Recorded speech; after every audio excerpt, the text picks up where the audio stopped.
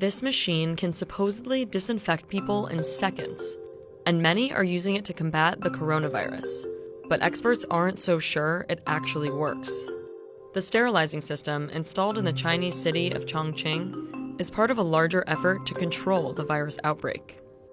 All sorts of misting mechanisms and spray trucks are cropping up in cities and towns across China. But are these efforts actually working? The coronavirus originated in the city of Wuhan.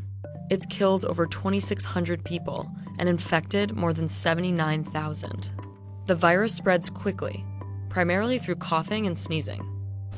您这个每天要做几次消毒啊？这一般最低的就是2次，有时候是4次5次。这个 In Wuhan, on top of the quarantine measures, authorities recently ordered all residential areas to introduce a lockdown management system.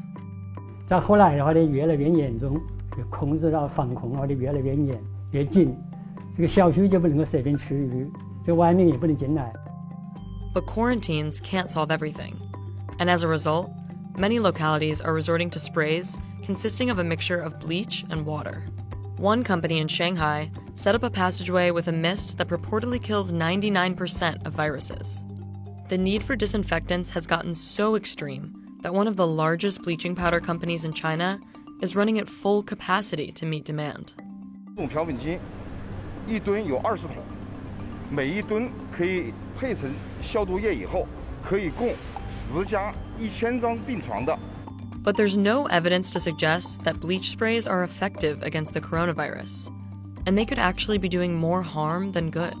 Chlorine bleach doesn't actually penetrate bodily fluids. It doesn't penetrate grease and grime on surfaces, things like that. It doesn't actually get to the virus. If they're directly inhaling the bleach, that's not something you'd want to expose humans to.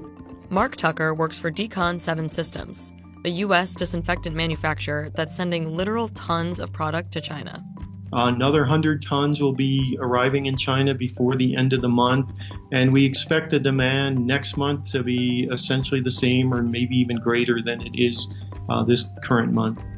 Many disinfectants are capable of killing off 99.9% of germs, which is another way of saying that none are 100% effective.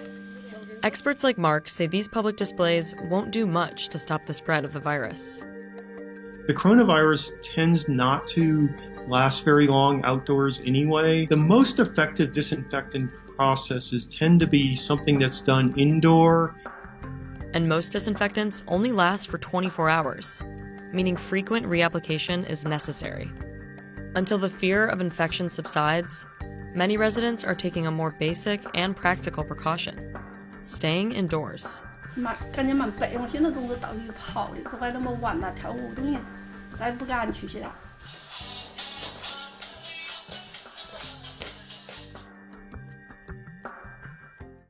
As companies resort to extreme levels of sanitation in China, the coronavirus continues to spread. Joining us is Aria Bendix, our reporter who's been following the story since the outbreak began. So Aria, where are we at now with the coronavirus? It's fairly widespread throughout China. That said, most of the cases so far are mild. Hubei province is where the virus is mostly concentrated. In terms of other countries, it's spread to at least 27 countries outside of China. We've seen so many different videos and pictures of these large sanitation mechanisms that are just spraying down residents and pedestrians. Are these methods effective? So public health experts, at least some of them, have been saying that it might be a little bit overkill and unnecessary.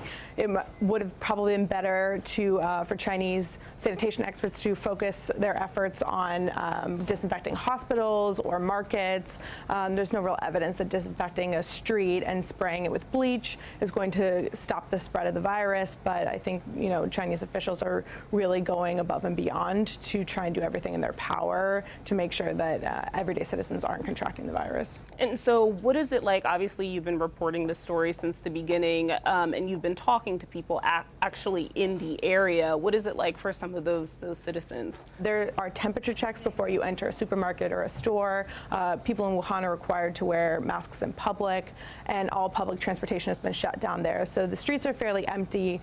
People are isolated in their rooms. In other areas and other provinces outside Hubei, I've spoken to people who say they're still walking around, going to restaurants and cafes, but again, there are certain travel restrictions. A man I talked to outside the Hubei province was saying he orders his food via WeChat and then takes it to go. If he wanted to go inside the restaurant, he would have to wear a mask and be subject to a temperature check. It's a different way of life, but it's not necessarily as stringent as it is in Wuhan. Is the spread continuing? Is it getting worse? It is getting worse, so that's just a numbers equation. But in terms of actually curtailing the virus in general, scientists are in a race to develop a vaccine right now. The World Health Organization recently estimated that it could take about 18 months still to bring that vaccine to market.